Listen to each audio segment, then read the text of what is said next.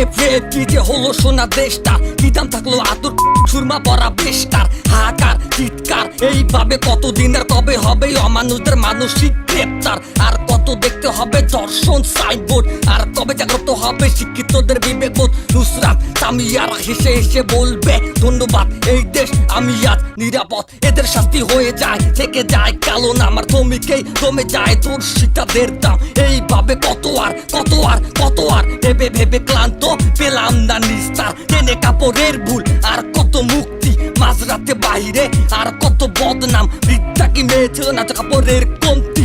2 minute সময় চাই অপেক্ষায় থাকলাম, ভয় হয় খুব বেশি ওদের রাজ ভাবতে। কেন জানি বাবিরা মানুষের মধ্যে দেখতে বুক ফুলে হাঁটছে রাজপথে বারবার, আর ঘুমোলেই কানে আসে দর্শনের চিৎকার। মানুষ হয়ে জন্ম দিয়ে দর্শনে লিপ্ত, কেন তুই দর্শক দুনিয়ায় ক্ষিপ্ত?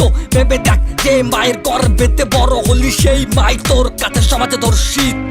কুমিল্লা 14 গ্রামে কোচিং সেন্টারের শিক্ষকের ধর্ষণে মা হয়েছে 7ম শ্রেণীর ছাত্রী। নারায়ণগঞ্জের ফতুল্লার এক মাদ্রাসায় 12 ছাত্রীকে ধর্ষণের অভিযোগে মাদ্রাসার প্রধান শিক্ষককে আটক করেছে র্যাব। চাচার ধর্ষণের সন্তান ভাতিজির কোলে। নওগাঁর নিয়ামতপুরে রাস্তা থেকে তুলে নিয়ে এক ছাত্রের মাথার চুল কেটে দেওয়ার ভিডিও সামাজিক যোগাযোগ মাধ্যমে।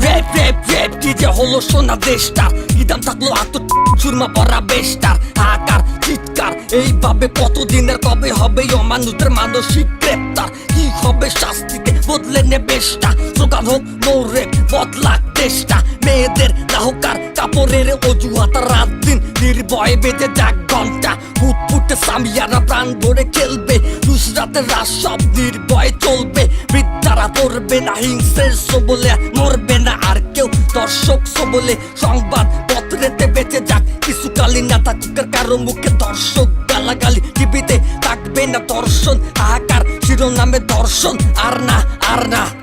সাংবাদিক ভাইদের কাছে অনুরোধ, প্রয়োজনে পা ধরি ধর্ষিতার নয় দর্শকদের ছবি প্রকাশ করুন। এই মুহূর্তে যদি এই সমাজকে আপনি ধর্ষণ মুক্ত করতে চান তাহলে এনকাউন্টার মাস, তাকে গুলি করে মারতে হবে।